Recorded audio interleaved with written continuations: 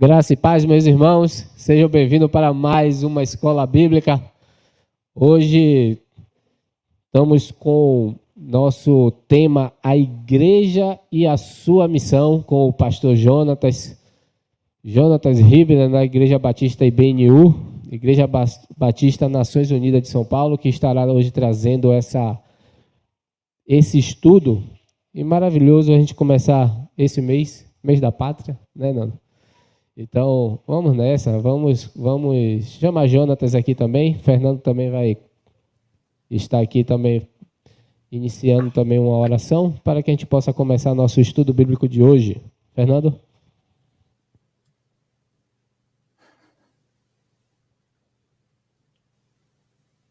Agradecemos a Deus por este momento, agradecemos a Jonatas, pastor Jonatas, como falou irmão Edivan, da igreja IBNU, para que esse tempo seja um tempo precioso, um tempo que possamos aprender qual é a missão da igreja. Será que a igreja é somente sair e falar do evangelho? Será somente servir aos necessitados? Ou é também um lugar onde os irmãos acolhem outros e aqui ensinamos também? Então, vamos aprender isso junto com o nosso irmão pastor Jonatas e vamos orar, vamos dar começo a este mês, que também é um mês especial, um mês onde estamos começando, né, missões nacionais, o mês da pátria, um mês importante para o nosso país, um mês cívico, né? Mas vamos orar para dar início ao nosso EBD. Pai amado, muito obrigado, Senhor, por este tempo em que iremos aprender sobre a missão de Tua igreja. Abençoa o pastor Jonatas neste momento e que Tua palavra, Senhor, seja viva e eficaz no nosso coração, nos nossos corações. Ajuda-nos a entender, compreender, abre nossa mente, abre o nosso coração, abre o nosso entendimento, Deus.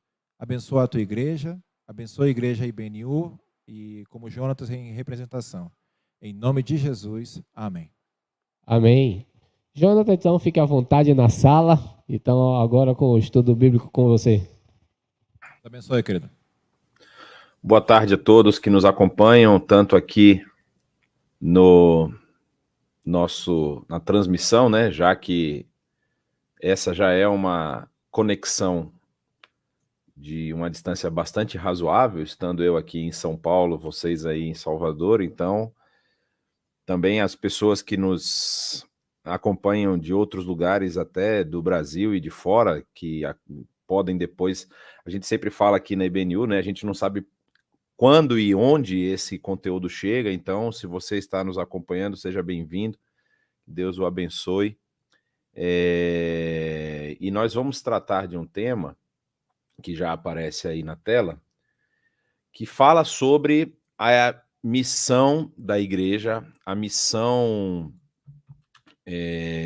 do reino, a missão que a gente consegue compreender e interiorizar, internalizar quando nós lemos o texto bíblico, né? A gente, quando se depara com a história da Bíblia, quando a gente se depara com tudo que a gente lê, desde o Gênesis, passando pelas histórias que são relatadas no Pentateuco, depois a gente vai ter lá o livro da conquista da Terra Prometida por Josué e os seus líderes de tribo, né? A gente pode dizer assim, os seus generais ali daquele momento, e passando depois pelo período dos juízes, a gente vai ter a monarquia, e é uma monarquia bastante conturbada, a monarquia de Israel, monarquia essa que leva o povo ao exílio por conta das suas decisões, por conta dos seus comportamentos.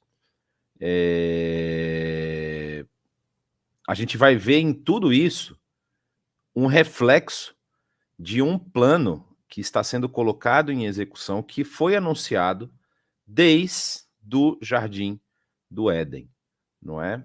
Então, quando a gente percebe isso e a gente consegue caminhar pelo texto bíblico com essa observância, com essa atenção, a gente vai ver que de onde parte essa missão, né? Então, hoje eu vou tratar com vocês aqui desse tema e passando por esses 4 tópicos que vocês estão vendo aí, não é?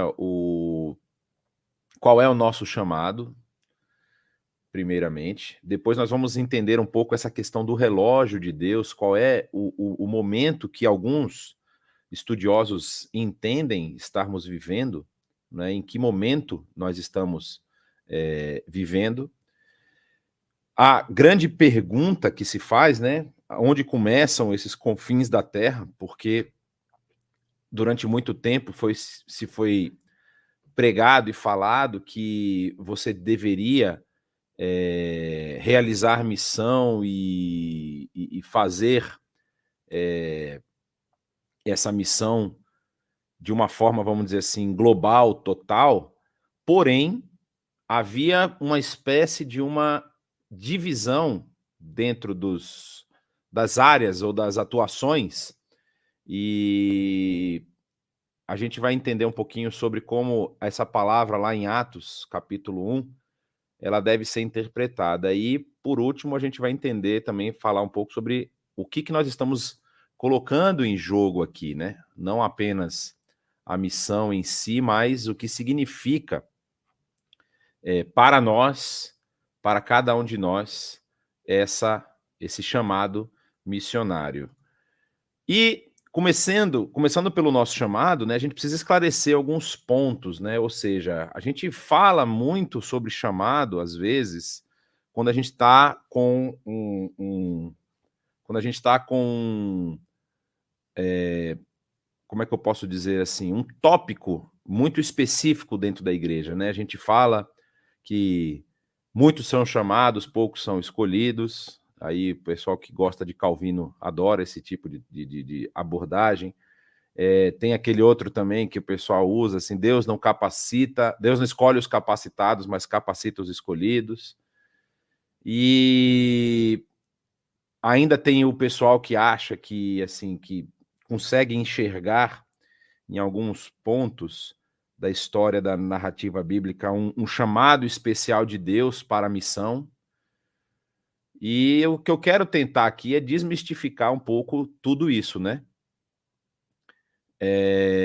A gente precisa entender, por exemplo, que o nosso chamado, lá que como ele é apresentado em Mateus capítulo 28, a gente vê, olha só o que o texto vai nos dizer. Jesus aproximou-se deles e disse: foi-me dada toda a autoridade nos céus e na terra. Portanto, vão e façam discípulos de todas as nações, batizando-os em nome do Pai e do Filho e do Espírito Santo, ensinando-os a obedecer a tudo que eu lhes ordenei. E eu estarei com vocês até o fim dos tempos. Então, primeira coisa é a gente entender quem é que nos chama, não é? Ou seja, quem é esse Jesus que nos chama e por que nós devemos, vamos dizer assim, obedecer o seu chamado. Afinal de contas, quando a gente vai falar de Jesus, a gente tem ali um elemento histórico muito forte, né? Ainda que as pessoas queiram diminuir a figura de Jesus na história da humanidade, como alguns que vão, vamos dizer assim, interpretar o texto bíblico de uma forma diferente ou não aceitar o texto bíblico como ele deve ser aceito e carregado, né? Ou seja, como a palavra de Deus que transforma a situação do ser humano, Jesus vai ter ainda assim uma figura, vai ser ainda assim uma figura extremamente importante, extremamente relevante. Jesus ele vai ser importante dentro do cristianismo, ele é a figura mais importante do cristianismo. Afinal de contas, o cristianismo como movimento religioso surge e tem o seu nome dado é justamente a tradução do nome Messias, né? A palavra Messias, Mashiach, do hebraico, quando ela é traduzida para o grego, ela se torna Christos, que significa o ungido, ou aquele que foi ungido, e por conta disso, o cristianismo vai receber essa nomenclatura. Mas dentro do islamismo, Jesus é um dos grandes profetas. Jesus, ele é considerado um dos grandes profetas. Muhammad, ou Maomé, é o maior profeta, é o último profeta, que traz a última revelação dentro do Islã, mas Jesus está lá dentro de todos aqueles grandes homens da história e os grandes profetas da história que é narrada ali no Alcorão. E Jesus também é muito importante, até mesmo dentro do judaísmo. Muitas linhas judaicas, muitas linhas teológicas judaicas buscam aprender com os ensinamentos de Jesus, tendo só, em alguns momentos, essa ressalva a respeito do seu messianismo, se Jesus é o Messias ou não. E aí eles têm essa, vamos dizer assim, interpretação um pouco particular a respeito disso. Mas aí, quando nós vamos entender a respeito do que a Bíblia fala para a gente, desse Jesus que, de acordo, por exemplo, com o que é narrado no Evangelho de João, era Deus e estava com Deus desde o princípio, lá no capítulo 1 de João, esse Jesus, o Hebreus capítulo 7 vai falar, inclusive nós tivemos uma aula de Hebreus ontem, falando justamente sobre os capítulos 6 e 7, e Hebreus 7 vai dizer que esse Jesus, que é um sacerdote da ordem de Melquisedeque, ele faz uma oferta, ele faz um sacrifício, que é o último sacrifício, porque além dele ser o oficiante do sacrifício, ou seja, além dele ser aquele que tinha autoridade para oferecer o sacrifício, ele era o próprio sacrifício. Então, assim, era o sacrifício que transformava todas as coisas que estão debaixo dos céus. E por conta disso, ele tem esse poder e essa autoridade. Ou seja, isso que ele está falando aqui no capítulo 28 de Mateus representa justamente isso. Ele morreu. Jesus foi crucificado. Jesus morreu, Jesus foi sepultado. Mas Deus o exaltou. Deus o resgatou da morte e lhe deu um nome sobre o qual todo nome tem de se sujeitar. Então, essa é a autoridade que esse Jesus agora, ressurreto, glorificado, possui. E é ele quem dá essa ordenança. Ou seja, ele diz, toda autoridade nos céus e na terra me foi dada. Ou seja, Deus me colocou novamente na minha posição de honra, não é? Como o próprio Evangelho de João vai dizer que ele já tinha desde o princípio. E por conta disso, essa é uma ordenança que nós não podemos, vamos dizer assim, olhar de lado. Nós não podemos falar assim, quando der, quando sobrar um tempo, eu vou fazer. Não. Isso é algo que está diretamente conectado ao cerne da vida cristã, ao cerne da vida da igreja. Então, quando a gente fala sobre a missão da igreja, começa exatamente aqui, não é? Mas aí, isso falando em termos de, posso dizer assim, de eclesia, não é? Em termos de igreja, essa nova comunidade que está sendo ali fundada, que está sendo moldada por Jesus, ela tem o seu embrião nos 12 discípulos, e depois esses 12 discípulos, um deles vai trair, depois vem mais um, aí depois aparece no trajeto aí o apóstolo Paulo, que, de acordo com a maioria dos estudiosos, é esse 12º discípulo, porque o nome de Matias, que é colocado lá em Atos, só aparece em Atos ali naquele momento, depois Matias não aparece, mas na história do desenvolvimento da igreja. E o apóstolo Paulo entra, alguém que teve contato com Jesus, alguém que foi ensinado por Jesus, né, a história lá da estrada de Damasco. Então, esse embrião que se forma ali nos 12 discípulos, nos ensinamentos, no convívio diário, nas lutas que eles passaram, isso reflete-se depois na formação dessa igreja, e essa igreja agora tem essa responsabilidade de ir fazer discípulos de todas as nações. E aí eu destaquei os 2 elementos que estão ali no verso 19, que, para dizer a verdade, eles apontam para essa realidade da vida da igreja. Ou seja, se a igreja não executa isso aqui, a igreja ela está falhando em alguns dos seus procedimentos. Quando diz vão e façam discípulos, e aqui o verbo no grego, ele não é um verbo que está nesse imperativo, não é? O verbo no grego, ele é um verbo que, de acordo com a conjugação grega, ele é um particípio. E aí o particípio, ele é traduzido para o português como se fosse um gerúndio. E aí parece que se você faltou as matérias lá de português na sua escola, estão fazendo falta agora. O que eu quero dizer com isso? Que não é uma ordem. A gente traduz isso como uma ordem porque ela não deixa de ser uma ordenança direta do Senhor Jesus, um imperativo. Vocês vão e vão fazer discípulos, não é? Só que na formação grega, a tradução poderia ser colocada como assim, não é vão, é enquanto estiverem indo, no sentido de que você não precisa se colocar numa posição e numa situação de, olha, eu preciso me organizar, eu preciso ajustar as coisas, e quando eu tiver com tudo pronto, quando eu tiver com tudo ajeitado, aí eu vou fazer discípulos. Na verdade, a ordenança de Jesus é, vocês devem fazer discípulos na caminhada de vocês. É algo que não existe um momento certo para iniciar. O momento certo para iniciar está aí, em Mateus 28.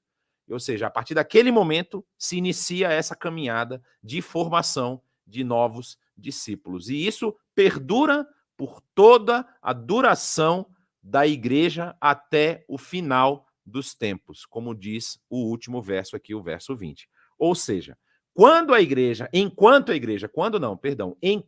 a igreja existir e exercer as suas funções, uma delas é de fazer discípulos. E esse chamado, se vocês percebem, ele diz que são discípulos de todas as nações e você tem que batizá-los, ou seja, batizando-os em nome do Pai, do Filho e do Espírito Santo, que é uma forma de dizer, de apontar que a Trindade ela tem a mesma autoridade, ela tem o mesmo status hierárquico, não existe uma diferença hierárquica entre o Pai, o Filho e o Espírito Santo, eles são os mesmos, eles têm o mesmo poder e autoridade, eles possuem aí, executam funções diferentes, não é? Que esse é um mistério da Trindade, na verdade, grande é o mistério, esse mistério que a gente não consegue conceber com a nossa mente humana, é um dos, vamos dizer assim, as pessoas utilizam muito a palavra dogma, né? Esse é um dos dogmas da igreja, de como se processa, como funciona essa Trindade. Ela simplesmente existe, ela se autocomplementa e cada um na sua execução e sempre, vamos dizer assim, sujeitos ou subordinados um ao outro. Né? O Pai respeita a vontade do Filho, que respeita a vontade do Espírito, que respeita a vontade do Pai, e aí você entra num ciclo interminável aí de tentar e dizer quando você não consegue explicar, você fica num paradoxo, né? E você não sai nunca disso. Então, batizando eles nesses três, Pai, Filho e Espírito Santo, e fazendo algo que muitas vezes a igreja ela não negligenciou no sentido de dizer assim, isso não é importante. Mas nessa mentalidade extremamente europeia e cartesiana que nós vivemos, ou seja, essa mentalidade pós-iluminista, que é a mentalidade que molda a sociedade ocidental como um todo, isso não está apenas na igreja, está no direito, está na medicina, está na engenharia, está em quase tudo, né? Essa questão de ser muito objetivo, a gente acaba compartimentalizando, ou seja, primeiro eu tenho que ir fazer discípulos. Fazer discípulos é fazer com que aquela pessoa com quem eu estou falando, com quem eu estou interagindo, afirme que Jesus é o Senhor e Salvador da sua vida. Então, se eu fiz isso, ok. Só que essa missão, ela está de mãos dadas com o ensino ordenanças e de todo aquilo que Jesus passou para os seus discípulos. Ou seja, além de você fazer discípulos, é extremamente necessário ensinar a obedecer tudo o que o nosso Senhor nos ordenou. E a garantia que ele dá é que ele vai estar conosco até o fim dos tempos. Sempre estará conosco. Essa é uma garantia que nos traz muita paz, não é? Muita tranquilidade, porque nós vamos enfrentar dificuldades, nós vamos enfrentar adversidades, mas o nosso Senhor está conosco. A gente não tem, vamos dizer assim, o que temer. Existe um texto muito importante que está no Evangelho de Lucas, e nesse texto Jesus está conversando com os seus discípulos a respeito do fermento dos fariseus, não é? Eu só estou tentando abrir aqui a minha Bíblia para poder exatamente, o capítulo 12 do Evangelho de Lucas. E aí Jesus, ele fala uma coisa que para mim é muito interessante, não é? Ele diz assim, ó: eu lhes digo, meus amigos, a partir do verso 4, né? Não tenham medo dos que matam o corpo e depois nada mais podem fazer. Mas eu lhes mostrarei a quem vocês devem temer. Temam aquele que, depois de matar o corpo, tem poder para lançar no inferno. Sim, eu lhes digo, esse vocês devem temer. Não se vendem 5 pardais por 2 moedinhas? Contudo, nenhum deles é esquecido por Deus. E aí Jesus volta e fala para os seus discípulos: até os cabelos da cabeça de vocês estão todos contados. Não tenham medo, vocês valem mais do que muitos pardais. Ou seja, essa relação que nós temos, que nós devemos desenvolver, desse temor santo, esse temor a Deus no sentido de entendermos, e não é um temor aqui assim, é um temor romântico, né? Assim, eu temo porque eu sei que Deus é bom, que Deus me ama. É temer mesmo. É entender quem é o Deus a quem nós servimos. Que é um Deus poderoso, que é um Deus de justiça, que é um Deus que, como o próprio Senhor Jesus fala aqui, além de matar o corpo, pode lançar a nossa alma no inferno. É esse tipo de temor que nós temos que ter. Porém, junto com esse temor, nós temos essa certeza que, assim como está aqui em Mateus 28, esse Deus já contou até os cabelos da nossa cabeça. E ele sabe que nós valemos muito mais do que 2 pardais, como está sendo falado aqui no Evangelho de Lucas. Então, o chamado, na verdade, ele é um chamado perene. Ele não é um chamado que serve para você, vamos dizer assim, se esquivar ou se colocar numa posição de a gente vai trabalhar, mas à medida que a coisa se ajeitar aqui, a gente consegue fazer mais. Não temos essa opção. A opção para a igreja, para ela ser igreja, aliás, o ser igreja, demanda obrigatoriamente o cumprimento dessa missão e desse chamado que está aqui em Mateus, capítulo 28. E por que eu falo isso? Porque esse não é um chamado que Jesus está inventando aqui. Esse não é um chamado que Jesus falou assim, já aconteceu tanta coisa na minha vida, já morri, já ressuscitei, agora vou inventar uma coisa aqui para deixar esse pessoal ocupado. Não é isso. Nós estamos aqui refletindo o que a gente chama do Missio Dei, ou seja, a missão de Deus. Como eu falei no início, essa missão que Deus declara lá desde o Gênesis. Não é? Gênesis capítulo 3, quando nós temos aquela cena bastante complicada para a humanidade, que é o pecado do homem, e aí Deus declara o resultado para a mulher, para o homem, para a serpente, no caso é primeiro o homem, depois a mulher e depois a serpente. Desculpa, é o inverso. Primeiro a serpente, depois a mulher, depois o homem é o último. E aí ele diz o seguinte, né? Uma vez que você fez isso, declarando a serpente, maldita é você entre todos os rebanhos domésticos e entre todos os animais selvagens. Sobre o seu ventre você rastejará e pó comerá todos os dias da sua vida. porém inimizade entre você e a mulher e entre a sua descendência e o descendente dela. Este lhe ferirá a cabeça e você lhe ferirá o calcanhar. Esse texto ele fala a respeito desse que vai vir para esmagar a cabeça da serpente, que é o Senhor Jesus. Então, desde lá do Éden, como é apresentado no Gênesis, nós já temos esse Deus que se movimenta em direção à sua criação para salvar e resgatar essa criação. Então, Jesus aqui não está inventando a roda. Jesus ele está simplesmente ampliando o alcance dessa missão.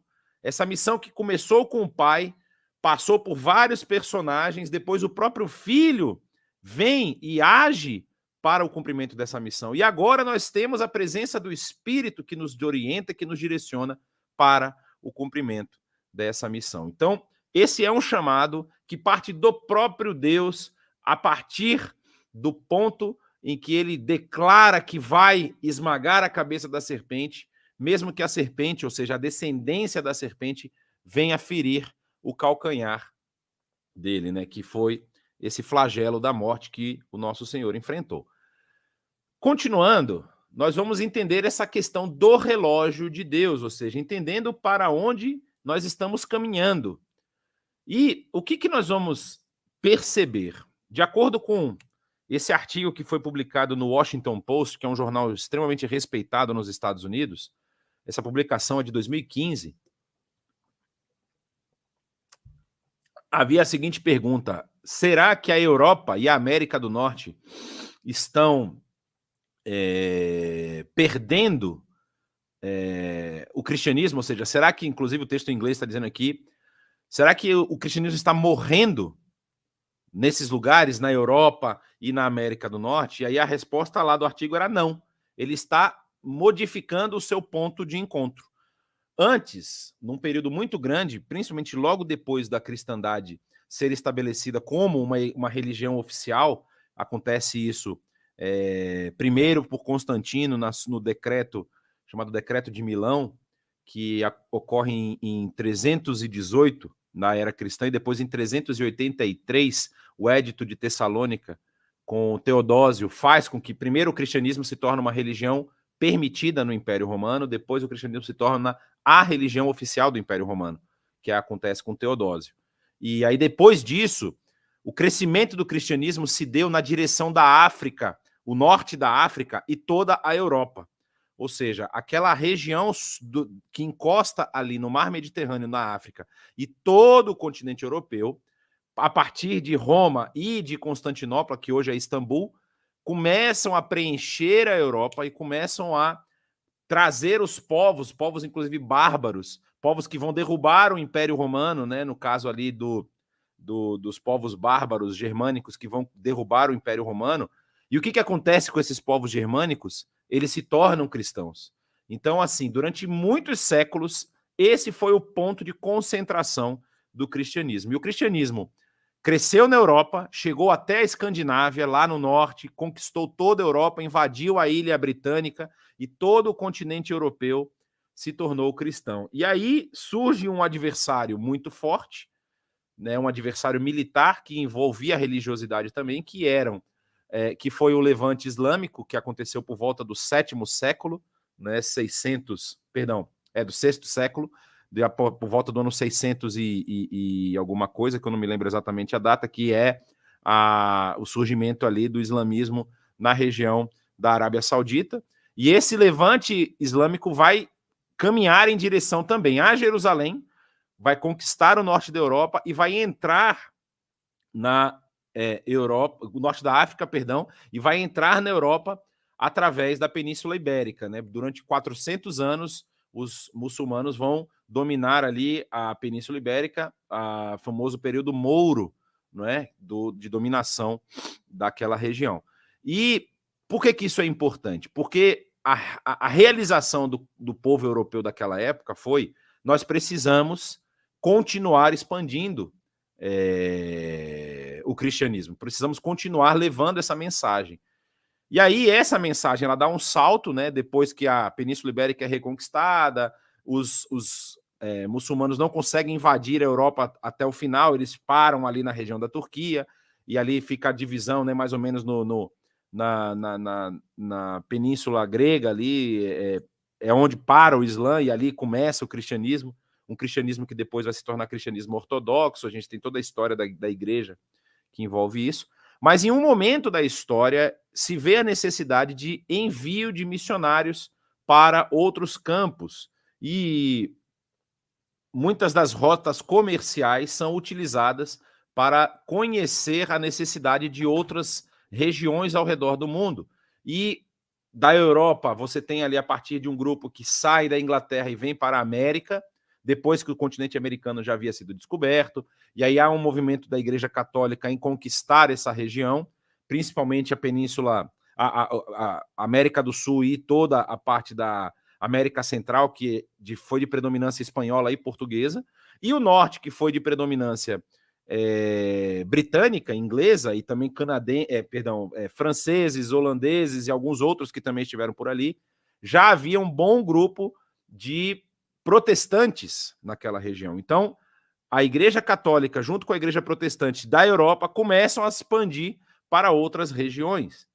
E aí, a América do Norte, tanto o Canadá quanto os Estados Unidos, vai se tornar protestante, na sua grande maioria, e a barreira para o sul dos Estados Unidos vai ser o México, que é espanhol, que é católico. Então, nós temos ali uma linha divisória, mais ou menos, dessa expansão do evangelho, tanto a parte católica, que fica ao sul, como a parte protestante, que fica a norte.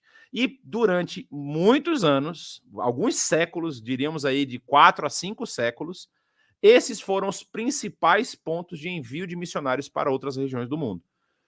E o cristianismo, sempre na Europa, de linha protestante e católica, e na América do Norte, como a gente está falando aqui, de linha mais protestante, foram as religiões predominantes. Não à toa, o cristianismo é hoje a religião mais professada no mundo inteiro, não é?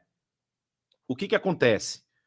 Desde, digamos, 100 anos atrás, vem havendo um arrefecimento das igrejas nesses locais. Eles enviaram muitos missionários, tinham um ardor missionário muito grande. Os Estados Unidos ainda é hoje o maior enviador de missionários, é o país que mais envia missionários para o mundo. E o Brasil, que foi também que recebeu influência norte-americana, principalmente, né, também temos influência europeia, principalmente da Suécia, com o movimento pentecostal, movimento da Assembleia de Deus, é um movimento que vem da Suécia para o Brasil, e depois encontra os seus irmãos americanos também aqui no Brasil. Você tem 2 ministérios muito fortes, né, que é o Ministério Madureira e o Ministério Belém, que são hoje a igreja que mais cresce no Brasil, né, não são os batistas, que crescem assim assustadoramente de acordo com os censos, são os assembleianos que estão entrando nos lugares aí fazendo diferença, mas glória a Deus por isso. O importante é que o evangelho está sendo pregado. E esse deslocamento para o Brasil fez com que o Brasil também se tornasse um dos países mais eficientes no envio de missionários. Então, hoje você tem na lista de países que enviam missionários os Estados Unidos em primeiro lugar, e o Brasil ali em segundo lugar, numa mudança de posição algumas vezes, com a Coreia do Sul, que também foi um país que foi transformado pelo evangelho. Vale muito a pena vocês lerem a história da Coreia do Sul depois da Guerra das Coreias, que é uma guerra que envolve política, não envolve religião, né? É uma guerra que envolve o capitalismo versus o socialismo, e a Coreia do Norte se torna socialista, a Coreia do Sul se torna, vamos dizer assim, ocidentalizada capitalista, mas aí vocês têm que ver o crescimento, não é? Se você tem um televisor Samsung na sua casa, se você dirige um carro da Hyundai, se você tem uma televisão da LG ou tem algum aparelho celular da Samsung, da LG, saiba que tudo isso é da Coreia do Sul. É um país que se desenvolveu grandemente na área da tecnologia, e um grande fator que é apontado é justamente o evangelho, que fez diferença nesse país, que chegou a ter mais de 50% da sua população evangélica. Eu não me lembro exatamente os números dos últimos anos, mas foi um país que teve assim um grande avanço do evangelho, e é um país extremamente missionário. Envia muitos missionários, principalmente para aquela região da Ásia ali, que é o nosso maior campo missionário hoje. Então, o que aconteceu nesses últimos anos? nós temos visto que esse ardor missionário que aconteceu na Europa e nos Estados Unidos durante muitos séculos, hoje está principalmente na região sul do hemisfério, países como Brasil, outros países aqui da América Latina. Você também vai ter um crescimento do evangelho enorme na África. Vários países aí que também têm maioria muçulmana têm tido agora números expressivos de crescimento do evangelho. A Austrália, que ainda assim é muito ligada ao Reino Unido, tem também enviado muitos missionários. Então houve esse deslocamento desse eixo europeu e América para a região do hemisfério sul e mais para a região leste, principalmente para o Oriente. Então você tem tido números expressivos de crescimento do evangelho nessas regiões. E por que isso é importante? Porque quando nós vamos falar desse relógio, como eu mencionei agora há pouco, não é? Você vai perceber que a lista dos países de maior perseguição, como vocês estão vendo aqui, estão justamente nesse eixo. Não é? Nós estávamos falando agora a respeito aqui da América do Norte e da Europa, que são esses dois principais pontos que enviaram missionários durante muitos anos. Hoje nós temos a América do Sul e também a Austrália e aí alguns países da Oceania, Filipinas, por exemplo, que é um país de grande maioria cristã, né? Eu queria só ver se nesse sistema aqui eu consigo colocar acho que não, que normalmente ele conseguiria colocar um laserzinho para o pessoal poder enxergar onde eu estou apontando, mas tudo bem. Tem muito envio de muitos missionários, mas o que acontece? Lá eles encontram uma resistência muito grande do islamismo, das religiões animistas e também do budismo, não é? Principalmente, e aí nós temos uma coisa que não é uma religião, mas a gente pode considerar assim como se fosse uma religião, que é essa questão da política, não é? Essa como eu posso dizer, predisposição a não ter uma religiosidade declarada, né? Que é o caso do comunismo. Ou seja, quando você vai falar de comunismo, você tem que pensar na questão que aparentemente ele é uma questão, é uma linha de interpretação social política, ou seja, você não tem nada a ver com religiosidade, mas a forma como ele é passado e como ele é ensinado parece muito com um processo de implantação de uma religião nova. Então, quando você fala de comunismo, por exemplo, a força é utilizada muitas vezes, as proibições, as sanções são utilizadas. Então, são países que têm uma perseguição extrema. Mas são justamente nesses países que tem havido um crescimento muito acentuado do evangelho. E nós vamos passar agora aqui por algumas tabelas que, infelizmente, assim, pelo número de países que estão representados, a gente vai ver que fica os nomes e os números ficam pequenininhos, mas eu espero que vocês consigam enxergar. Então, se vocês olharem, essa é a lista, não é, dos países que têm maior nível de perseguição hoje.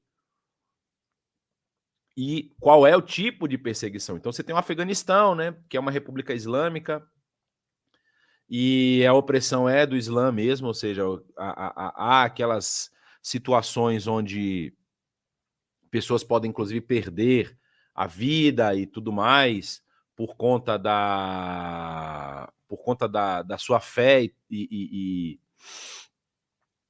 a gente vai ver também, por exemplo, a Coreia do Norte, que não é, se você olhar, é uma opressão comunista e pós-comunista, né? Não é uma opressão religiosa, mas a forma como o Estado trata a visão política que eles implementam é uma visão quase que religiosa. Então, no final das contas, a gente acaba tendo misturado aí uma questão muito humana, que é a ideia de que o ser humano tem que ser colocado em evidência, e a questão da religiosidade, que é no caso do Islã, que fala com todas as línguas, com todas as letras, que aqueles que não aceitam o Islã são inimigos de Alá e de Muhammad, então eles merecem morrer.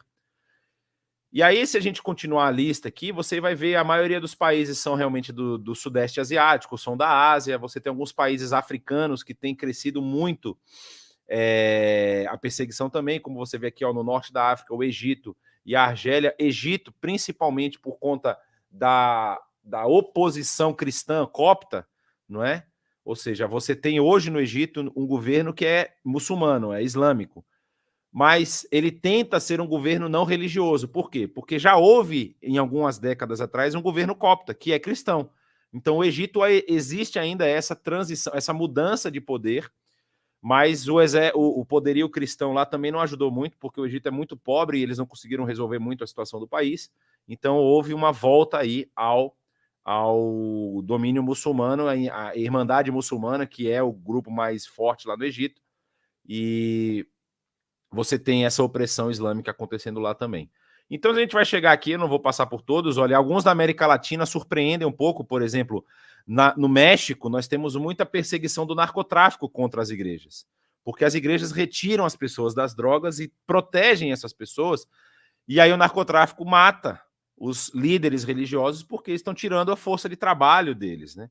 Cuba também, você tem uma situação bastante extrema. Eu tive a oportunidade de visitar esse país e estivemos lá com alguns irmãos cristãos que falam que o fato deles serem cristãos é utilizado contra eles em vários aspectos da sua vida. Por exemplo, quando eles precisam comprar alguma coisa, comprar roupas, comprar alimento, já existem, né, alguns posicionamentos definidos com relação aos cristãos, então eles sofrem uma opressão muito grande por conta disso. E para terminar aqui, chega nos 50 principais, a Malásia sendo esse último país colocado aqui. Então você tem bastante informação, isso também inclusive está lá no site da Portas Abertas, né? Você pode visitar o site, você vai ver essa é a lista de 2022, só para vocês ficarem aí sabendo, ok? E aí a gente vai ver o quê? O que tem acontecido nesses lugares. Aqui, por exemplo, nós estamos falando do continente asiático e existe muito campo para o desenvolvimento, não é, do evangelho. Mas nós temos alguns números que realmente têm assustado, principalmente assustado esses países, né? Se você chega, por exemplo, na China, a China ela está hoje com 5% da sua população declarada cristã. Isso significa 68 milhões de pessoas. A China ela tem números assustadores e os índices na China apontam para um crescimento diário de cerca de 10 mil conversões. É um número muito, muito, muito elevado. E assim, é um número que os brasileiros, inclusive, não estão acostumados, né? São números. A gente brinca com os missionários aqui, a gente vai fazer uma reunião, um culto na casa de um irmão, com uma reunião de oração, dá 500 pessoas, porque lá os números são muito grandes, não é? Então você tem aqui Hong Kong também, que tem um número expressivo de cristãos, apesar de ter bastante influência budista e de outras religiões orientais. Você tem a Coreia do Sul, olha só, a Coreia do Sul hoje ela está com 30%, de acordo com o último levantamento, 30% da Coreia do Sul cristã. Já chegou a ter mais de 50%. Então também tem havido aí uma diminuição, mas na verdade eles não estão saindo do cristianismo para outras religiões, eles estão vindo para cá, ó, sem religião. Hoje mais ou menos 50% se declara sem religião na Coreia do Sul. E aí nós temos o Sudeste Asiático, que também tem uma relevância muito grande. Destaque para as Filipinas, como eu falei, né, um país que tem a grande maioria cristã, 85% do país se declara cristão, não é? E o Timor-Leste também é um país que foi colonizado pelos portugueses e hoje teve um golpe de Estado no Timor-Leste. Hoje não, perdão, faz alguns anos atrás teve um golpe de Estado e o grupo que assumiu era muçulmano. Então eles têm tido perseguição muito ferrenha contra os cristãos ali no Timor-Leste. Eu só estou querendo ver aqui se eu encontro. Não está na lista de perseguição, não é? O Timor aqui não está aparecendo na lista de perseguição. Mas, enfim, e você tem esses números que apontam essa transição de muitos desses países, não é? O sul asiático ali, a região que é mais centralizada na Índia, Afeganistão e aqueles países de maioria muçulmana, você vê que os números de cristãos são muito pequenos, são pequenos. E por que isso é interessante? Porque a gente está falando aqui, falando agora um pouco da Ásia Central, você tem a Armênia, que muitas pessoas não sabem, mas é o primeiro país com ainda no Império Romano, não é? É o primeiro grupo de pessoas a se unir em volta do cristianismo. É o primeiro grupo que se fecha em volta do cristianismo e esse grupo volta para Jerusalém para poder estar mais perto dos lugares onde o Senhor Jesus passou. E por conta disso, existe hoje na cidade velha de Jerusalém 4 divisões, que são 4 quarteirões, é chamado de quarteirão armênio, quarteirão cristão, quarteirão judeu e quarteirão muçulmano. As 4 religiões, ali no caso o armênio sendo um cristão ortodoxo, né? Mas também cristão, mas esses 4 quarteirões dividem a cidade de Jerusalém hoje. E isso é muito interessante, é um dos poucos países asiáticos que tem uma grande maioria, uma maioria esmagadora cristã, ainda que seja muito dessa maioria nominal, né? Como os cristãos que dizem que são cristãos, isso acontece dentro do protestantismo, como também dentro do catolicismo, né? Cristãos que são da boca para fora. E aí, nós temos algumas questões muito interessantes, como vocês estão vendo aqui, os índices, principalmente, que talvez a gente não conheça, né? Você vê a Arábia Saudita, 4% cristã, não é? O Líbano, 47% cristão. Então, o que eu quero dizer com isso? Deixa só eu terminar essa parte aqui, a gente vai falar da Oceania, a Austrália, que já era um país que tinha uma maioria cristã e agora o pessoal está transitando dos cristãos para os sem religião, né? A Nova Zelândia, que era um país extremamente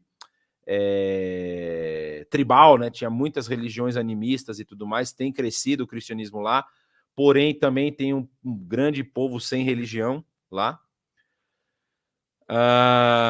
Que eles chamam de Melanésia ali, que é a região das ilhas, né? Fiji, Nova Calcedônia, Papua Nova Guiné. Então você tem Fiji com maioria cristã, Nova Calcedônia, Papua Nova Guiné, esses países que são de uma grande maioria cristã que enviam missionários para essas outras regiões ali, principalmente do Sudeste Asiático, onde a necessidade de pregar o evangelho ainda é muito grande.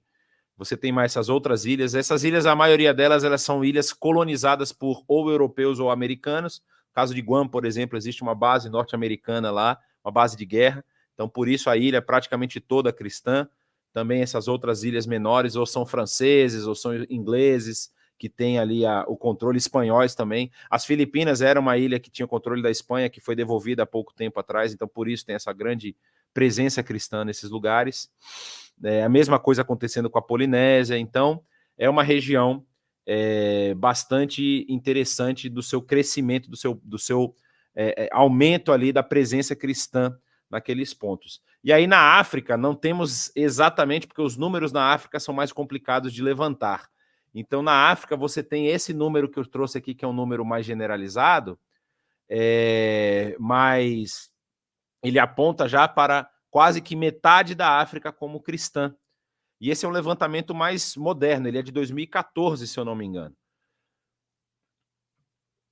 Então vocês estão vendo exatamente isso que a gente está falando aqui.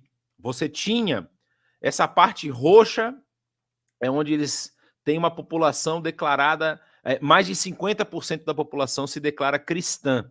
E a parte mais, o rosa mais claro, entre 10% e 50%, não é? E a parte cinza, obviamente, a maioria não é cristã. Então você tem hoje essa mudança. E por que nós falamos do relógio no início, né? Nós falamos desse relógio. Eu não sei se você vai conseguir identificar aqui, mas se você for bom de geografia, se você não for bom, não vai ter o que fazer. É assim, mas se você for bom de geografia, essa região aqui, onde está no centro do mapa, acima do que é o continente africano, é o mar Mediterrâneo.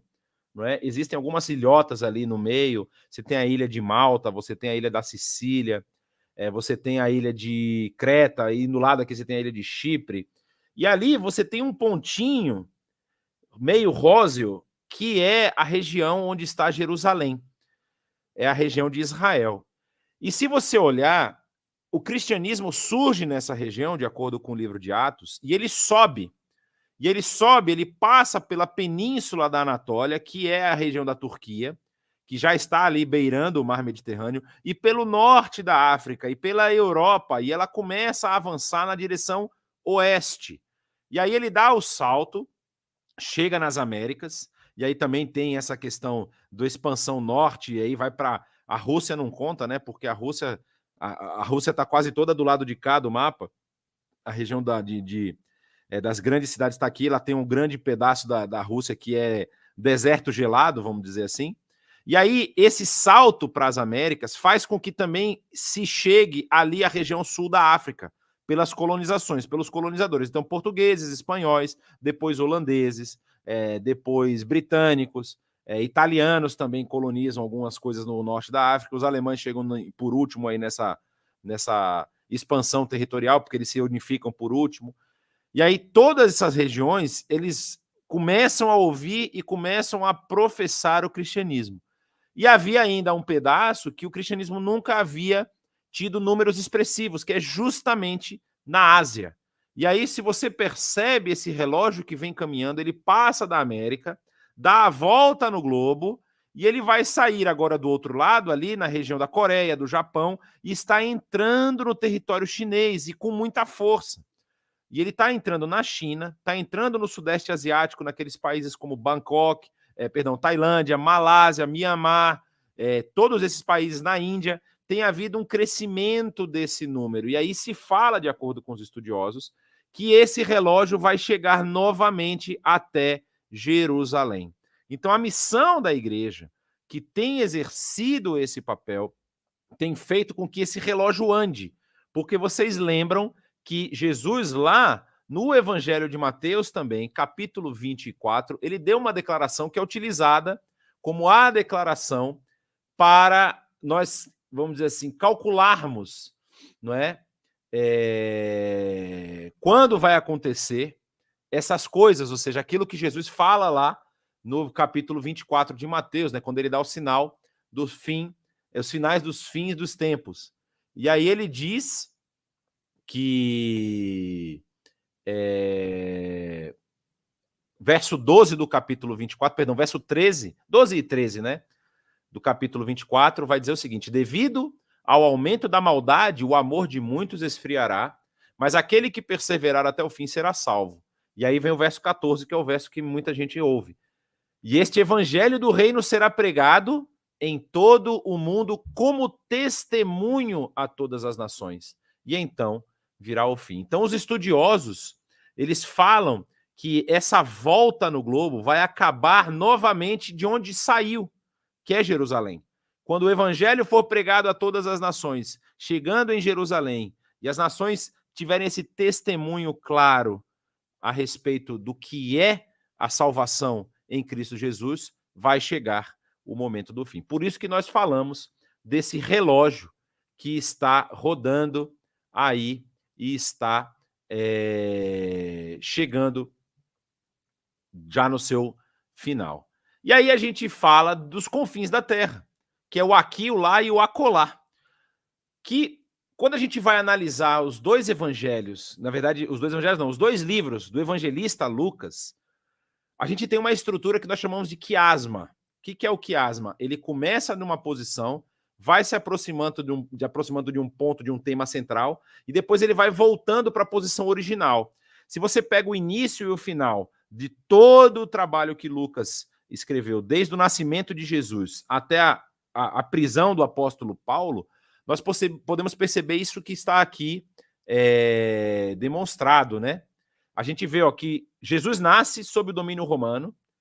Aí Jesus ele faz o seu ministério na Galiléia dos gentios, e esse ministério, ainda que algumas vezes venha a Jerusalém, só no final do seu ministério que ele se aproxima de Samaria e da Judéia, que é onde está Jerusalém. E aí Jesus permanece em Jerusalém por um período, é morto, é crucificado, e aí ele ressurge, e aí ele, na sua ascensão, dá aquela missão que nós falamos lá no início da nossa conversa. E aí o evangelho vai fazer o quê? Vai começar a voltar. Jesus, no final do seu ministério, estava em Jerusalém, agora a igreja está em Jerusalém. E aí, por força de Deus, Deus incomoda essa igreja que estava parada em Jerusalém, esperando em sombra e água fresca, vamos deixar assim. Aí Deus manda uma perseguiçãozinha para eles acordarem que eles precisam sair para executar a missão. E aí a igreja passa para a Judéia e para a Samaria, como é narrado lá no Evangelho, no livro de Atos. Eu gosto do Evangelho do Espírito Santo, eu sempre gosto de falar isso, porque são os atos do Espírito Santo ali através da igreja. E aí da Judéia e da Samaria, ele passa para o mundo gentílico, que era o equivalente à Galiléia dos gentios. E aí no mundo gentílico ele se espalha pelas regiões de língua grega, tanto que a maioria das cartas e de todo o que é escrito em grego, por conta dessa facilidade de alcançar outros povos. E no final do livro de Atos, você vai lembrar Paulo chegando preso em Roma. Então o evangelho que nasce sobre o domínio romano agora está chegando na capital. E está chegando lá para transformar a situação de todo o reino. Então, Atos 1, de 6 a 8, é o texto que nós conhecemos muito quando vamos falar de comissionamento, dizendo o seguinte: então os que estavam reunidos lhe perguntaram, Senhor, é neste tempo que vais restaurar o reino de Israel? Uma pergunta muito peculiar e muito pessoal para os judeus, porque eles estavam interessados em saber se Israel voltaria a ter a proeminência e o protagonismo na missão que uma vez foi declarado por Deus a Abraão e aos seus descendentes. E aí Jesus responde: não lhes compete saber os tempos ou as datas que o Pai estabeleceu pela sua própria autoridade, mas receberão poder quando o Espírito Santo descer sobre vocês. E serão minhas testemunhas aqui em Jerusalém, em toda a Judéia e Samaria e até os confins da terra. Então, não existe essa divisão que muitas vezes a gente acaba fazendo por conta da nossa cabeça compartimentalizada. A missão ela acontece em Jerusalém, em toda a Judéia e Samaria e nos confins da terra ao mesmo tempo. Então, quando a gente fala em missão, nós temos que ter a capacidade e a disposição em trabalhar aqui, onde nós estamos, lá, que seria a Judéia e Samaria, ou seja, nas regiões próximas, onde Deus nos encaminhar e nos abrir as portas, e também nos confins da terra. Tudo isso faz parte da missão. E tem essa frase que é muito famosa do Walt Disney, né? A melhor maneira de começar é parar de falar e começar a fazer. A gente às vezes fala muito, conversa muito, mas não executa. E aí a gente precisa parar e ficar arrumando várias desculpas, vamos dizer assim, até algumas válidas. É melhor a gente se preparar um pouco mais e tudo mais. Tudo isso pode ser válido. Mas a verdade é que nós devemos fazer, nós devemos agir e transformar a sociedade em que nós estamos inseridos. E aí, para terminar, faltam apenas 1 minuto e meio, eu quero falar para você que me ouve o que está em jogo, para você saber onde você está se metendo. O texto de Filipenses diz o seguinte, Filipenses capítulo 3, se alguém pensa que tem razões para confiar na sua própria carne, eu ainda mais. O apóstolo Paulo está apresentando as suas credenciais. Eu fui circuncidado no 8º dia de vida, pertencente ao povo de Israel, à tribo de Benjamim, verdadeiro hebreu. Quanto à lei, fariseu. Quanto ao zelo, perseguidor da igreja. Ou seja, eu zelava tanto pelo evangelho, como é que eu posso dizer? Por seguir a lei da forma mais estrita possível, que eu cheguei a perseguir a igreja. Quanto à justiça que há na lei, irrepreensível, ou seja, eu cumpria todos os preceitos da lei, a lei mosaica, que era a lei que eles estavam aplicando lá. Mas o que para mim era lucro, ou seja, eu tinha todas essas credenciais, eu poderia me considerar uma pessoa que estava lucrando. O que para mim era lucro, eu passei a considerar como perda por causa de Cristo. E mais do que isso, considero tudo como perda, comparado à suprema grandeza do conhecimento de Cristo Jesus, meu Senhor, por quem perdi todas as coisas. Eu as considero como esterco para poder ganhar a Cristo e ser encontrado nele, não tendo a minha própria justiça que procede da lei, mas a que vem mediante a fé em Cristo, a justiça que procede de Deus e se baseia na fé. Então, não tem nada na nossa vida que valha a pena se apegar se isso for diminuir a possibilidade de termos essa suprema grandeza do conhecimento de Cristo Jesus. E uma vez adquirindo esse conhecimento, a nossa responsabilidade é passar esse conhecimento para as outras pessoas. E aí, finalizo com o texto que, para mim, é o texto mais importante de toda a narrativa bíblica. Muita gente vai dizer, é João 3,16, tem outros textos que as pessoas gostam. Para mim, Filipenses 2, de 5 a 11, ele é o texto que mais me motiva e que mais me impulsiona a realizar essa missão que nós estamos falando aqui. Seja a atitude de vocês a mesma de Cristo Jesus, que, embora sendo Deus, não considerou que o ser igual a Deus era algo a que devia apegar-se, mas esvaziou-se a si mesmo, vindo a ser servo, tornando-se semelhante aos homens. E sendo encontrado em forma humana, humilhou-se a si mesmo e foi obediente até a morte e morte de cruz. Por isso Deus o exaltou à mais alta posição e lhe deu um nome que está acima de todo nome, para que ao nome de Jesus se dobre todo o joelho, nos céus, na terra e debaixo da terra, e toda a língua confesse que Jesus Cristo é o Senhor, para a glória de Deus Pai. Eu encerro falando duas coisas a respeito desse texto. Em primeiro lugar, se o Senhor da glória, o Senhor da história, aquele que estava com Deus desde o princípio, não se privou de se esvaziar e se tornar um servo, quem sou eu para não querer servir? Quem sou eu para não assumir a minha posição de servo e de anunciante dessa palavra bendita e gloriosa? E aí a segunda coisa que para mim também é muito importante, esse texto nos garante que ao nome de Jesus vai se dobrar todo o joelho, nos céus, na terra e debaixo da terra. Ou seja, todas as pessoas que você conhece, todas as pessoas que você tem contato, as que você não conhece, as que estão lá do outro lado do mundo, todos os que habitaram nesse planeta vão se dobrar diante do nome do nosso Senhor Jesus. E isso, para mim, diz o seguinte: o que eu estou fazendo para transformar esse tipo de dobra de joelho? Porque você tem dois tipos. Você vai ter aqueles que vão se dobrar diante do seu Salvador, daqueles cuja vida foi lavada pelo sangue do Cordeiro.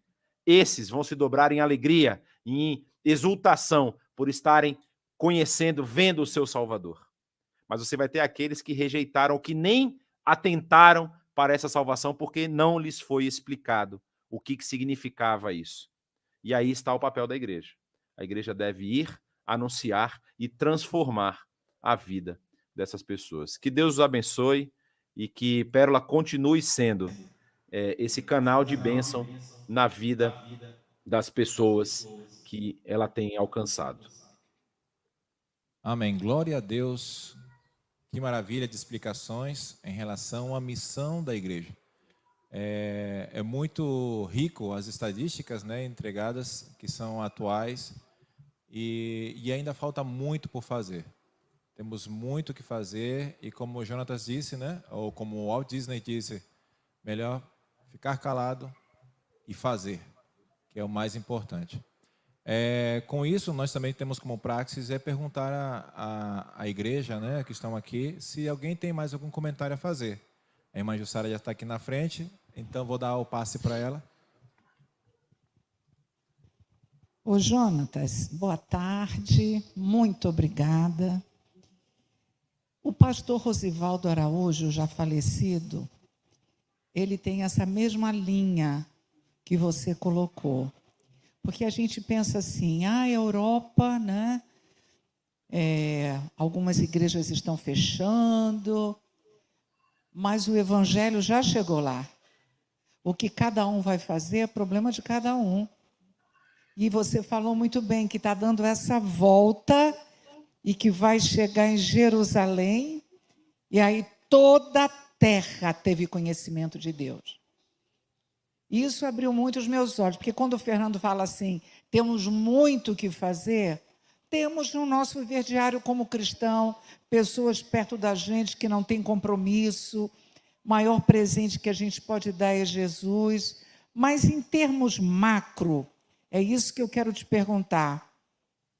em termos macro, a gente pode dizer que o Brasil já foi evangelizado? Essa foi a afirmação feita pelas missões norte-americanas, né? Quando os americanos, que durante vários anos estiveram apoiando o trabalho aqui no Brasil, eles decidem que vão retirar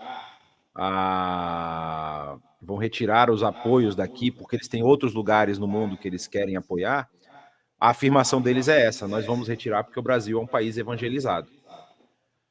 A grande questão é a seguinte: o Brasil ele surge dentro de um contexto judaico-cristão.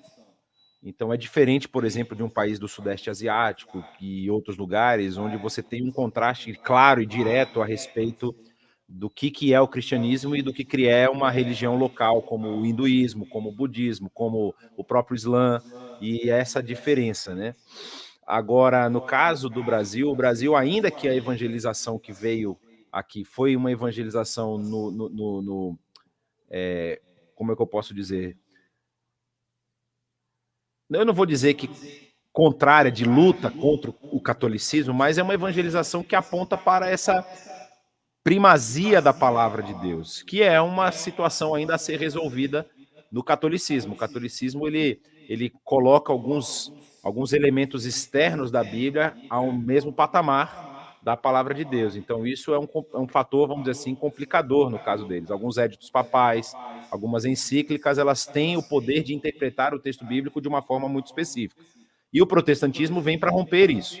Então, assim, se a gente for pensar nessa forma, realmente a evangelização do Brasil, ela é algo que ainda está encaminhando.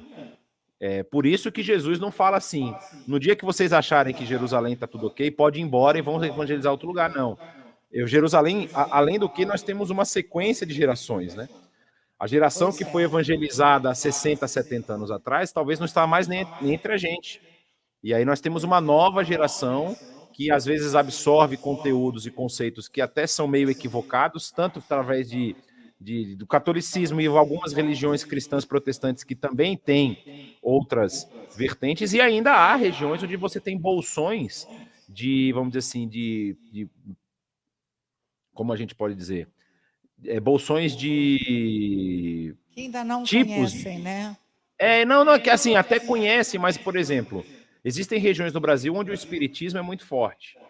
E o espiritismo sai do cristianismo. O espiritismo brasileiro, ele sai do cristianismo. Ele é uma forma de interpretar o Novo Testamento. E aí são acrescentados vários outros conceitos inclusive do hinduísmo e de outras coisas. E aí vira esse espiritismo que nós temos, e principalmente o espiritismo kardecista, né? Que é o mais forte no Brasil. Existem bolsões de espiritismo kardecista no Brasil, e essas pessoas precisam entender o que é o evangelho. Não é apenas saber quem é. Jesus é um cara que está lá na Bíblia. Não, é entender exatamente o papel de Jesus na história e a transformação que ele vem causar, ou seja, na situação da humanidade.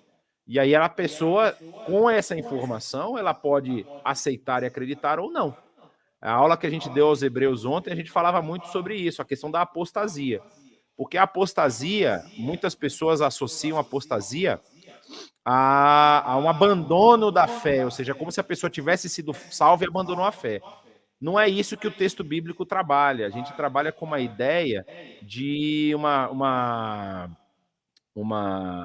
participação comunitária, que é essa a mensagem, a mentalidade do autor aos Hebreus. O autor aos Hebreus está escrevendo para judeus. Ele fala isso logo no início da sua escrita. E na cabeça judaica, não é apenas indivíduo, é a comunidade. Então, se você está lá no meio da sua comunidade, participando, e aí você ouve falar do evangelho, e aí você acha aquilo legal, você está ali, mas de repente você fala, não, isso não é para mim. O apóstolo, já falar o apóstolo Paulo, que não tem nada, não é ele que escreveu a carta aos Hebreus. O escritor lá, ele deixa isso muito claro. É muito complicado para uma pessoa que participou dessas realidades do reino e abandonou, essa pessoa ser recolocada de novo, porque ela está abandonando aquilo que foi ensinado para ela. E o que foi ensinado para ela? Esse Jesus que morreu é o Jesus que vai te salvar. Então, assim, essa informação que o Brasil foi evangelizado, o Brasil ele tem sido evangelizado de várias formas diferentes, de vários Jesuses. Eu gosto de deixar assim, porque tem muita gente que passa um Jesus que não é o Jesus que está na Bíblia. É um Jesus fabricado, é um Jesus Sim, que tem um monte de coisa... certo, mas deixa eu te falar. Presta atenção. Essas pessoas que deturpam Jesus, a gente já não pode deixar elas para lá, não? Tem que falar com elas também? Para as pessoas que deturpam, sim, mas para as pessoas que ouvem, talvez você tenha a esperança de Porque transformar. meu filho não tem haja paciência.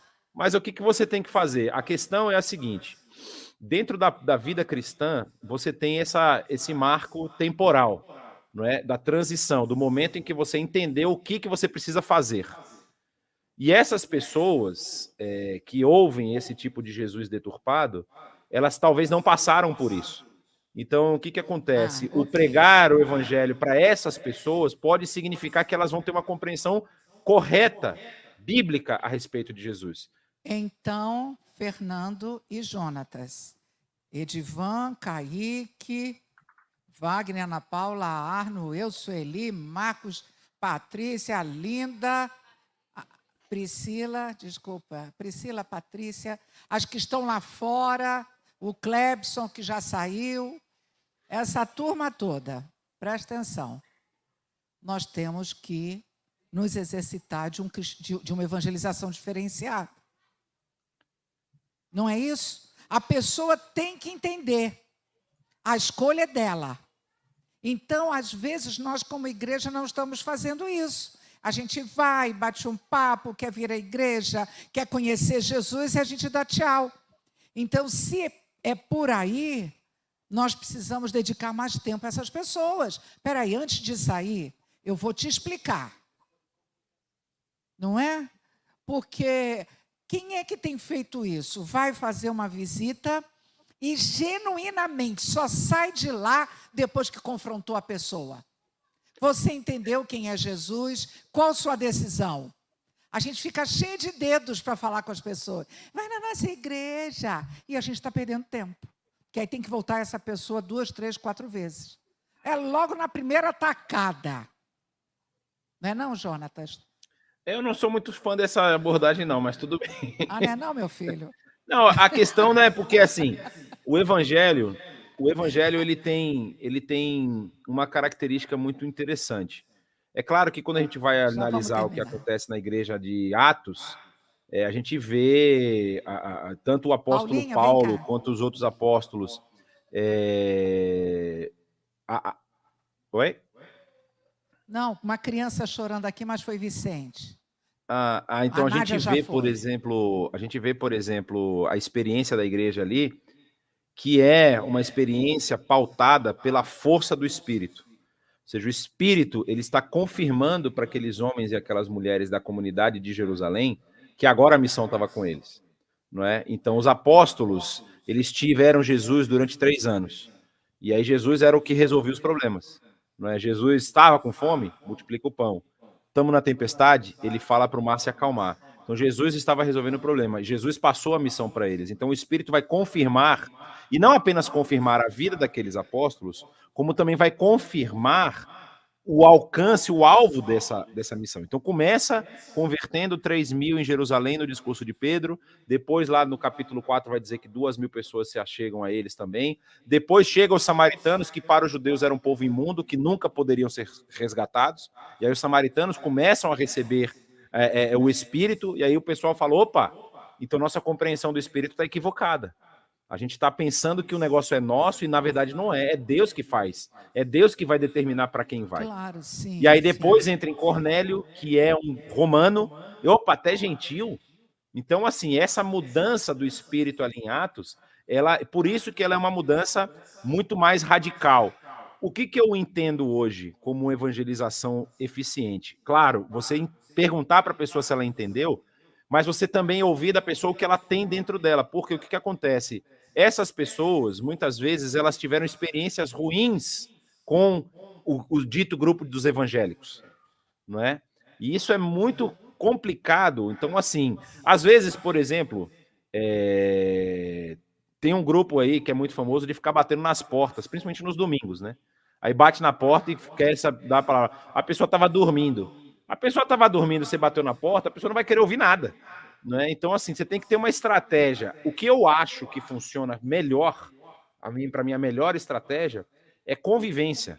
Não tem jeito. Uma coisa, hoje, quando a gente fala em missão transcultural, quando a gente fala em missão transcultural, por exemplo, a gente fala de não ir mais com aquela armadura de missionário. Não, estamos mandando um missionário e o missionário vai lá fazer todo um trabalho. Não é mais assim. A gente entende assim, você precisa ir lá e se tornar uma pessoa relevante para a comunidade que você quer atingir. E essa relevância não significa você tem que almejar ser presidente daquele país. Não.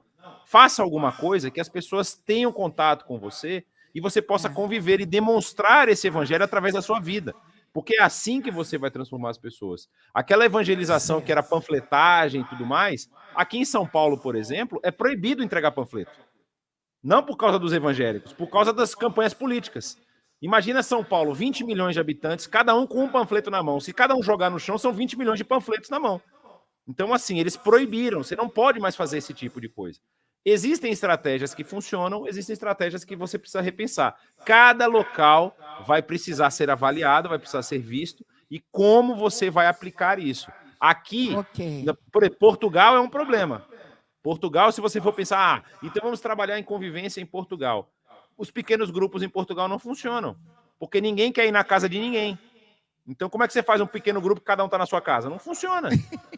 Entendeu? Então você tem essa dificuldade, você tem que adaptar a forma no local onde você está agindo. A igreja de Pérola aí tem as comunidades ao redor dela e ela vai ter que descobrir uma forma de impactar socialmente e depois com o evangelho esse pessoal daí. Perfeitamente.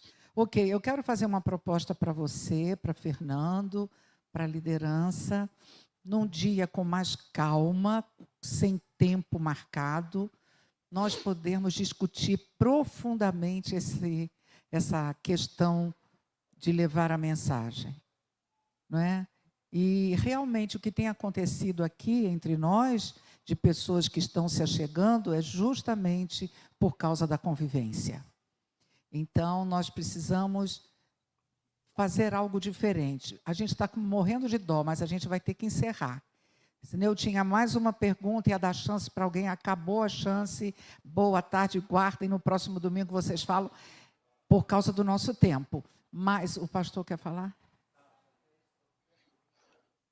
O Arno quer esse tempo domingo que vem, até 5h20, Edivan. Tamo frito.